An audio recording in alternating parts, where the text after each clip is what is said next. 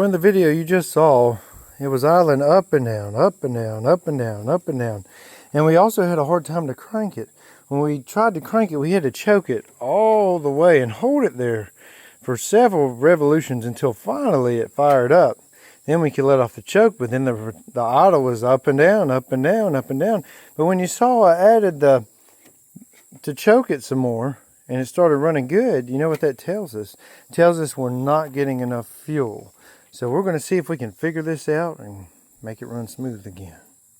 So the first thing we're going to do, we're going to put another fuel filter on this. So we have our X540 here, no start, no spin over either, so we got a little tap for the starter. What we did was took the hose off the carburetor down there, and we're going to turn the switch on and try to turn it over and tap it at the same time to get it to spin. And then I could show you if it's spraying.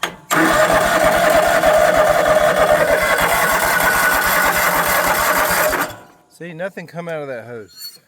And at first we had a idling issue where it was idling up and down, and if I'd choke it, it would go back to running good. And it just failed altogether. So when you take off your fuel line here, which it looks pretty crusty too, probably need another one, but our first thing we did do was replace our fuel filter, and then our problem got worse. So you know, sometimes that's the way it goes, but we're going to pop off this little fuel pump right here and put another one on and see what we got. Now we're going to take loose our air filter so we can get a little closer to our carburetor. We need to look under here and see how bad everything looks. So our air filter is pretty clogged up. We need to clean that out. Then we're going to take a look at all this in here. Alright, so here we go. We took off the breather, unbolted the little air filter housing here on the front. There's two bolts and 2 nuts. And your fuel line right here. Take it loose from right here.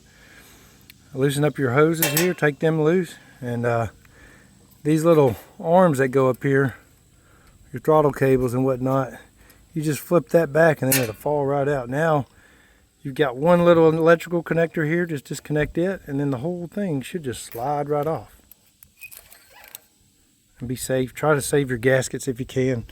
And we're going to clean this up and see if we can get it running smooth again.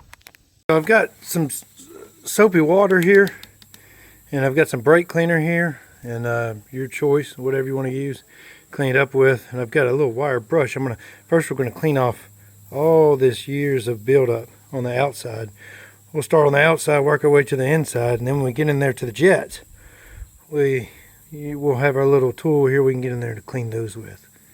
So let's go ahead and do that real quick. And now that we've got it semi-clean here, it's not like shiny, sparkly clean, but it's clean enough to start working on. Grab yourself a flathead or a Phillips, and right here on the bowl is the first place we're going to take loose. These 4 screws.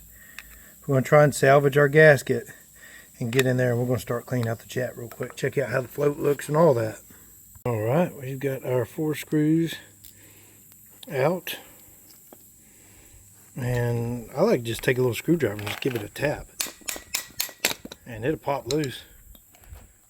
And then we can take a look in there and see what we got. There's our gasket we don't want to mess up. And so down at the bottom here, you see there's some trash that's gotten in there over the years.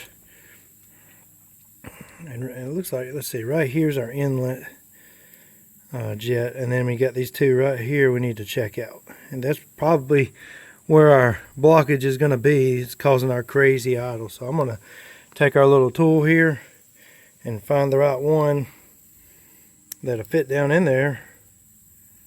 And you can start out small and work your way up when you're trying to get stuff out, but it just goes right down in the jet down in there.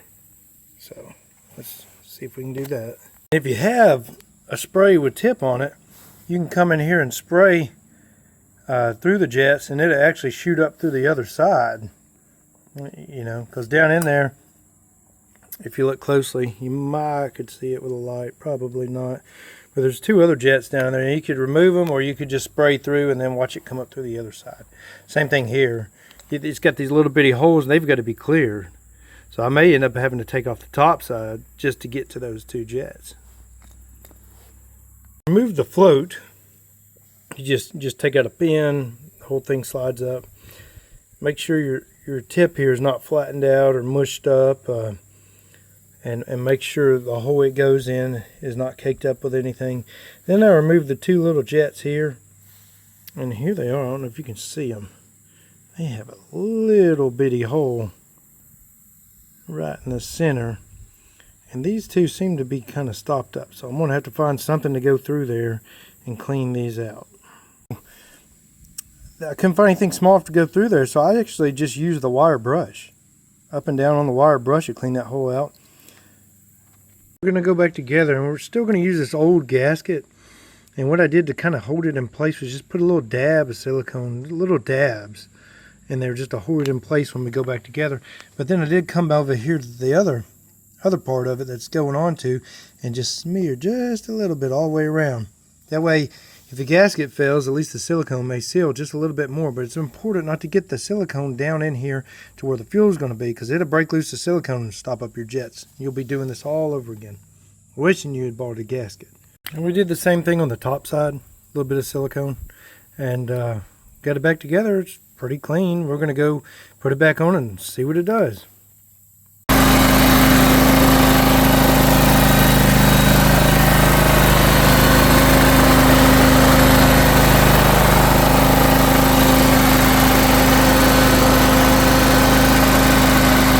And so that's about it. I mean, now it runs smooth again.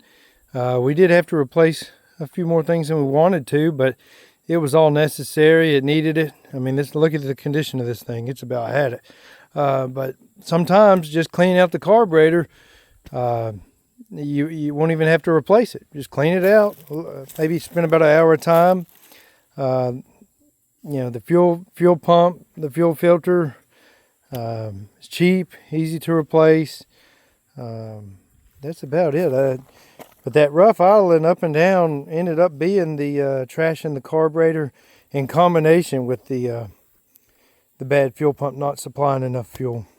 So that's what we did to fix it, and of course a fuel filter just helps. So if you watch this video, I hope it helps you. I wish I could have filmed more on cleaning the carburetor. Didn't really go into much detail, I didn't think, but it's kind of hard to clean and hold the camera at the same time. Usually I'll have a helper who helps film, but in today's case we didn't. So thanks for watching.